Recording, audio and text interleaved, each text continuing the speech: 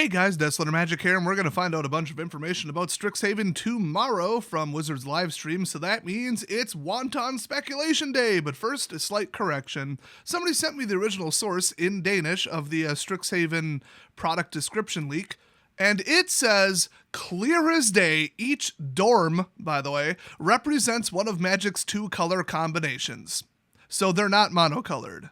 Which means that the I'll be nice, unnamed Magic news site that I was reading because I couldn't find the original source got it wrong. Considering who writes for it, I'm shocked. So anyway, it's not mono, which is a real shame because that would have made like cooler lore, more interesting gameplay mechanics and all that, but would it have been a good timing for a mono set? Maybe, maybe not. You want it to be as early after rotation as possible and as far away from the next rotation as possible. Because monocolored sets are pretty weak. Like mono sets that focus on mono, where they're like, cast another blue spell and get this, And the tribals are like color locked. So it would have been a little late for this, but I'm not surprised. So anyway, remember how Mark said that this is going to stretch Magic design to its limits? And he's all excited. He's practically shaking with excitement, which means he did some dumb stuff. He did something batshit crazy. So feel free to join in the comment section of this video, but I think it's time to wildly speculate about the crazy thing that he did. I'm going to start with new super type of spell. So, we got like enchantment, instant, sorcery, creature, all that, planeswalker, whatever. I think he added another super type. And he's going to get all excited, and then they did it, and then they walked it back to normal. So it's really just going to be a mechanic, but they're going to call it a super type. Because if you think about it, anything they could think up at this point is basically just a glorified mechanic.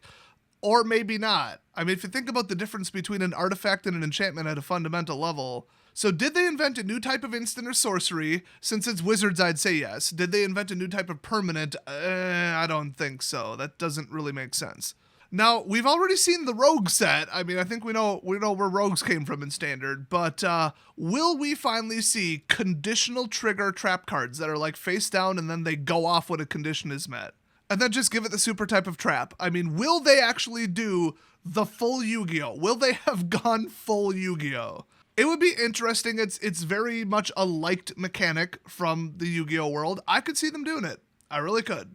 And the thing is, like I said, anything they could think of that I could at least come up with would be something they've basically already done. And now they're just calling it something, And they do that a lot. They'll invent a new mechanic, and then you're like, what about these other 10 cards where they just did it but spelled it out?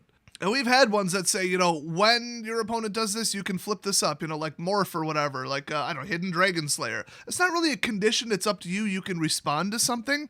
But I think we might see, like, mandatory trigger traps. So, like, you cast it face down, but it's on the battlefield and it can be targeted by exiling, but that's it. Not kill spells. That's my theory about how they would do a trap.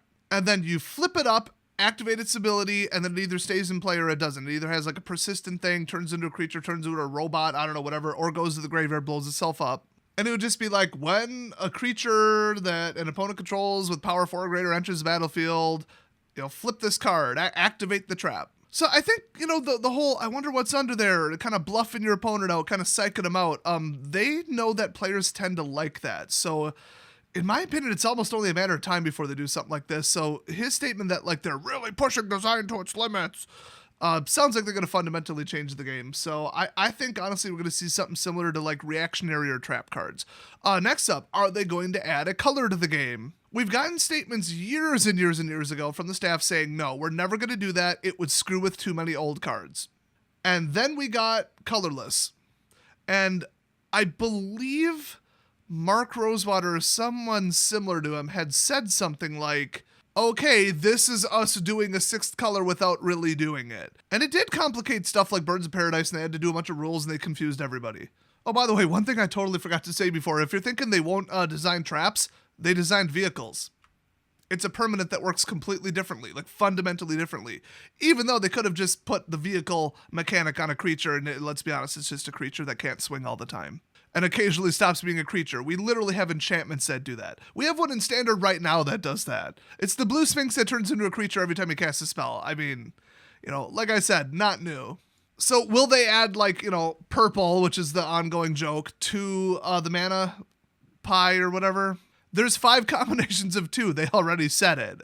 I don't see it happening. Now, would it be in line with the batshit crazy stuff that Mark said and how he's vibrating with excitement about how horribly he's going to screw up the game? Yeah, it would be. But I just don't see any evidence for it. So, and honestly, I don't think they're ever going to do that. I mean, they're crazy, but I'd like to think they're not that crazy. So next up, are we going to see effectively a mini game? And I believe that's the term that the staff uses. And they've been very excited about little tiny mini games in the game. And I don't just mean Shahrazad. I don't mean, some of the crazy stuff from the unsets. I'm trying to think of what they've considered a mini game because he gave some examples. I mean, if you remember, I think it's Conspiracy 1, the vote mechanic, where y'all stop the game, take a vote, and then proceed.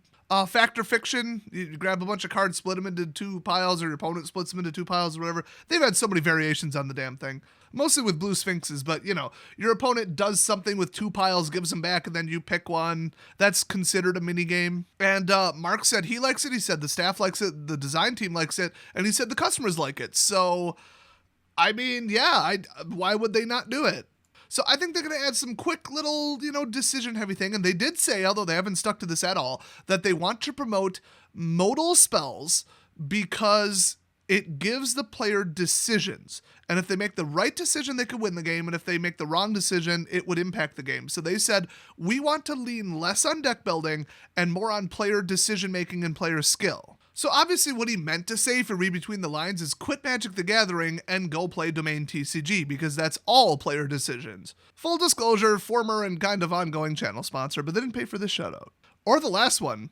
I just legitimately enjoyed that game better. So anyway, I do think we'll see a new mini game style mechanic where it's just this little pause the game, make a decision, do a thing, try to kind of mentally outplay your opponent, that kind of thing.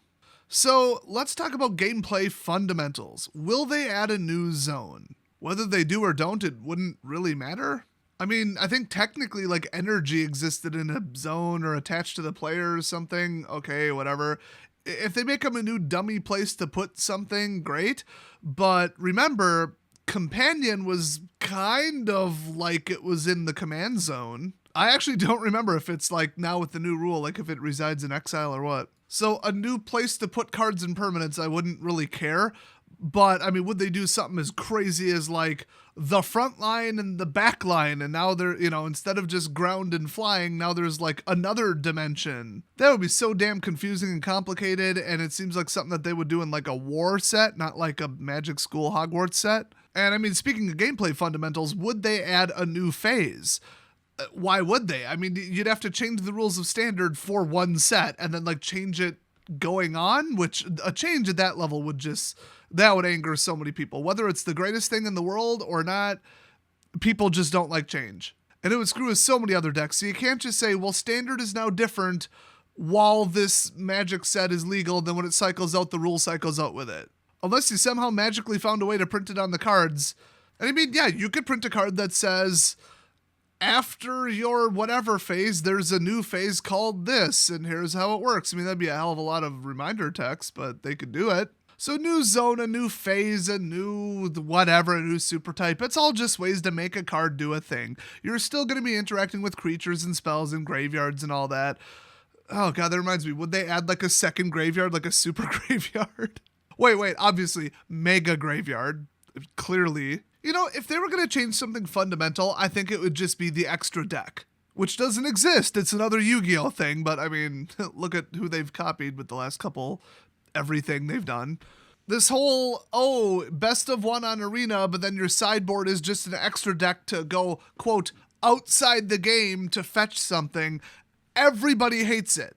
Everybody. So naturally, they're going to try to expand it and do it again, or they're going to fix it. They're going to still, they're going to make people do it, but then call it something different, obviously. So, I mean, for contraptions or whatever it was in that last unset, that worked, I guess.